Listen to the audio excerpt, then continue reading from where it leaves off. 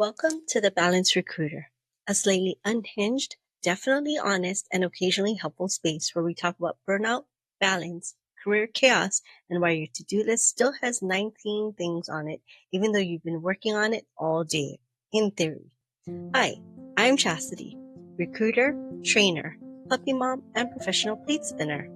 I handle everything from onboarding to offboarding, job description slaying to company wrangling, all while dodging laundry and resisting the urge to book a runaway trip to Bali. If you're new here, that's awesome. So are we. I'm so glad you found this tiny pocket of the podcast world. This week, we're talking about something that I didn't even realize was a thing until I started burning out hard. Social fatigue. You know, when your calendar's full, your voice is hoarse, and yet somehow you still feel like you haven't connected with anyone in a meaningful way. Yeah, that. So let's get right into it. Social fatigue is real and it's sneaky. Just because you're good with people doesn't mean people don't exhaust you. Being chatty, organized, responsive, helpful, all of that still costs something. And you know what that thing is? It's called energy, especially in roles like recruiting, HR, customer service, and definitely sales. You're constantly on. And over time, even the most outgoing person can start feeling drained. So if you're finding yourself sighing before every meeting or dodging group chats like they're landmines, then it might be time to check your battery. Check your calendar for us. Like, ugh. Here's your homework. Look at your week. What are you dreading? That one-on-one with a coworker who's always complaining? That networking mixer you RSVP to out of guilt? Those are your events, and they matter. If something makes your stomach drop or your heart feel, ugh, that tired feeling, and you see it pop up, that's a red flag. You're allowed to decline, reschedule, or brace yourself, even cancel. Even if it's in your calendar, it doesn't mean it needs to stay there. So let me share with you a story. The past 2 weeks I've had two events, and one of them was an after work event.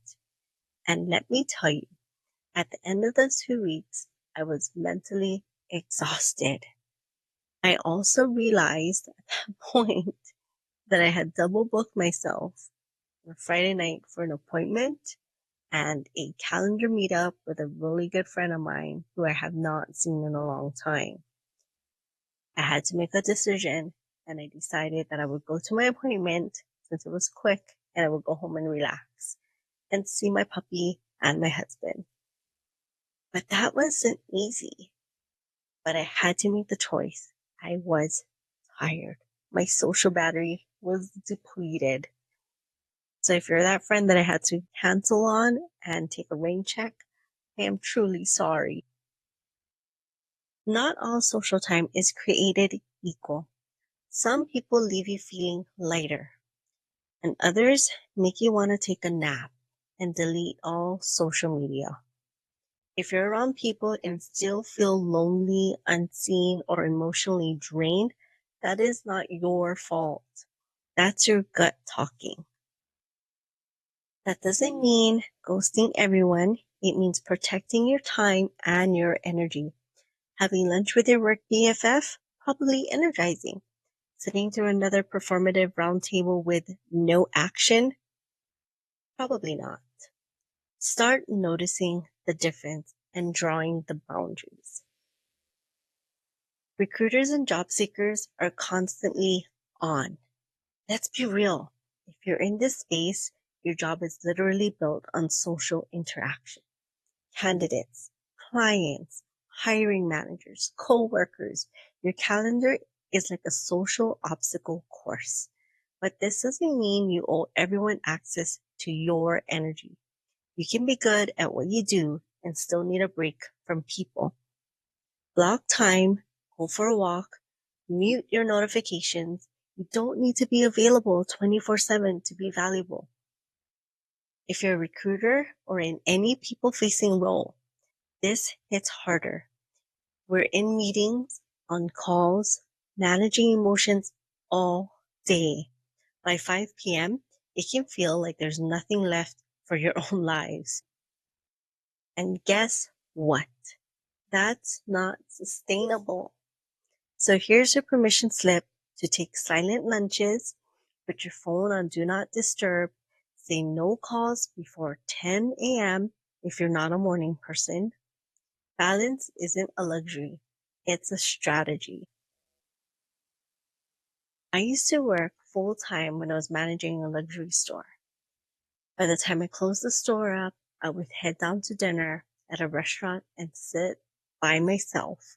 And people would wonder, how can you do that? Eat by yourself. And I would always say, trust me, if you've been talking to people all day long, this quiet time of being by myself and enjoying a really good meal is a treat for myself. This is needed. Again, balance isn't a luxury, it's a strategy, and your peace of mind is necessary. So, protecting your social battery isn't just about being introverted or extroverted. It's about being honest with who and what drains or recharges you, especially in recruiting, human resources, people facing jobs, and job hunting. Peopling is part of the job, but it shouldn't cost you your peace. So let's close this with a quick battery check. Ask yourself, who gave me energy this week? What drained me? What am I saying yes to out of obligation? Am I creating a space for the people who pour back into me? You don't have to overhaul your entire life, but one less soul sucking meeting this week, that's a start. Thanks for listening. And if this episode hit home or made you think of someone who needs to protect their peace a little more, send it their way. Don't forget that new episodes will drop every week. Follow, share, leave a review, especially if you listen on Spotify, because this will help me more than you know. And scream into the void, whatever feels good today. And remember, burnout is real. Balance is the goal. And I'm somewhere in between, probably crying in my SOPs. Until next time, protect your peace and charge that social battery. You deserve it. See you on the next episode.